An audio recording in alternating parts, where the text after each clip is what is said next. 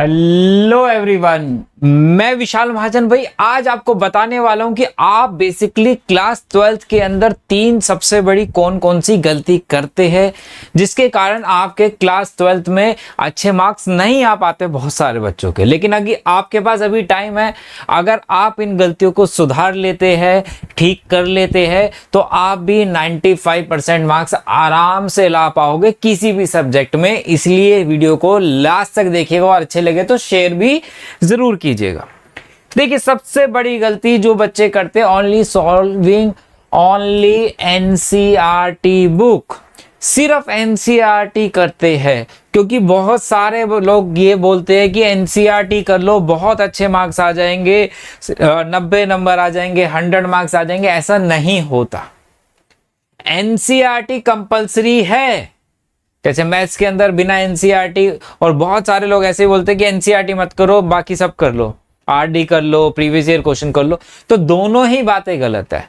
आपको सबसे पहले एनसीईआरटी ही सॉल्व करनी है, क्योंकि यही आपको मैथ्स के अंदर तो यही आपको एग्जैक्ट रास्ता बताने वाली है कि आपके सिलेबस में किस किस टाइप के क्वेश्चंस है, कौन कौन सा टॉपिक है। इसी तरीके से केमिस्ट्री के अंदर भी एनसीईआरटी बहुत ज्यादा जरूरी हो जाती है। तो एनसीईआरटी के सारे क्वेश्चंस विद एग्जाम्पल्स, हर एक एग्जाम्पल करना आपके लिए बहुत ज्यादा जरूरी है।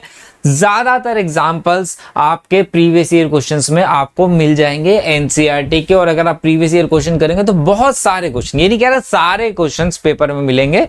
पिछले 2 साल से बहुत ज्यादा पैटर्न चेंज हुआ है, पेपर का थोड़ा लेवल बड़ा है, चाहे वो फिजिक्स हो, चाहे वो केमिस्ट्री हो, चाहे मैथ्स का हो। पहले क्या होता था, कोई एक पेपर मुश्किल आता था फिजिक्स, केमिस्ट्री, मैथ्स में से, फिजिक्स और मैथ्स में से आता था। लेकिन अब देखा यह गया कि तीनों ही पेपर का लेवल बढ़ा दिया गया है। तो इसलिए सिर्फ एनसीईआरटी से भी कुछ नहीं होगा, लेकिन बिना एनसीईआरटी के भी कुछ नहीं होने वाला। आपको previous year question, sample paper, assignment जो मैं देता हूं वो सारे आपको करने पड़ेंगे। ठीक है, थोड़ी सी ज्यादा मेहनत आपको लगेगी, लेकिन एनसीईआरटी के बिना आप नहीं चल पाएंगे और सिर्फ एनसीईआरटी के बिना भी आप मार्क्स स्कोर नहीं कर पाएंगे। इस बात का इसलिए अपने सिलेबस को नवंबर तक फिनिश करो। NCERT with previous year questions आप कर सकते हो। अगर आपका प्रीवियस ईयर क्वेश्चन नहीं है तो टेलीग्राम ग्रुप ज्वाइन कर लो, वीएम सर क्लास 12th। वहां पे आपको हर चैप्टर के असाइनमेंट्स मिल जाएंगे। तो जैसे ही आप एनसीईआरटी खत्म करते हैं तो उस असाइनमेंट्स को आप चैप्टर वाइज कंप्लीट करते जाइए। आपकी प्रिपरेशन साथ के साथ होती चली जाएगी एक्स्ट्रा क्वेश्चंस की। साथ के साथ भी टाइम पास करना छोड़ दो। आप लोग बुक्स लेके बैठ जाते हो, आज मैं 3 घंटे पढ़ूंगा, और 3 आवर्स में से 2.5 घंटे तो रील ही देख लेते हो भाई। फोन लेके बैठ जाते हो, मैसेज में चैटिंग करने बैठ जाते हो और बोलते हो 3 घंटे हो गए, मेरा मैथ्स का टाइम खत्म, अब मैं फिजिक्स पढ़ लेता हूं, नहीं तो मम्मी खाना दे दो। तो ऐसा टाइम पास करना बिल्कुल छोड़ दो। इससे आप ही को नुकसान होगा और किसी को नुकसान नहीं होने वाला है। इससे आपकी पढ़ाई डिस्टर्ब हो रही है। आज तो आपको लग रहा है, मजा आ रहा है कि चल आगे कर लेंगे, अभी टाइम है, अभी टाइम है, कर लेंगे। लेकिन आगे जाके आपके पास टाइम नहीं बचेगा और बाकी सारे बच्चे आपसे आगे चले जाएंगे और आपका कोर्स बहुत पीछे रह जाएगा। तो टाइम पास करना छोड़ दो, अभी से पढ़ाई स्टार्ट कर दीजिए। ठीक है, बिल्कुल भी। अगर आप 1 आवर 2 आवर, ये नहीं बोल रहा कि टाइम कितना पढ़ना है वो आप देखो, लेकिन जितना पढ़ो क्वालिटी टाइम पढ़ो, क्वांटिटी टाइम मत पढ़ो। हाफ एन आवर पढ़ो, 30 मिनट्स, 50 मिनट्स, 1 आवर, लेकिन जितना भी टाइम दो बिल्कुल अच्छा होना चाहिए। और तीसरी सबसे बड़ी गलती है आपकी self study, lack of revision.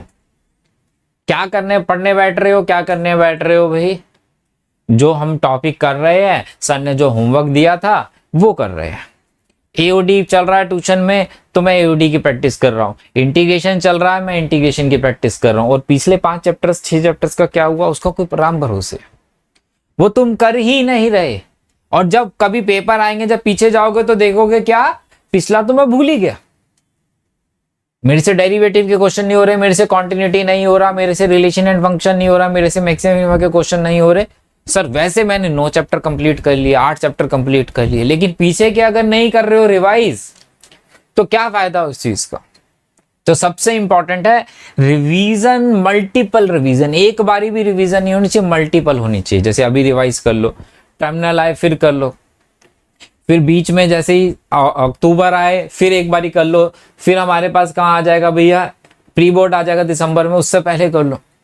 तो 5-6 बारी आपकी रिवीजन होनी बहुत जरूरी है, नहीं तो एग्जाम के टाइम पे आपके पास बहुत ज्यादा प्रेशर बन जाएगा, क्योंकि छुट्टियां कम हो सकती है, तो वहां पे हमें दिक्कत हो जाती है। ठीक है, अभी भी कोई और भी किसी के साथ दिक्कत हो तो कमेंट बॉक्स में मुझसे कमेंट करके पूछ सकता है। ठीक है, चलिए मिलते हैं बेटा नेक्स्ट वीडियो में, बाय बाय, टेक केयर।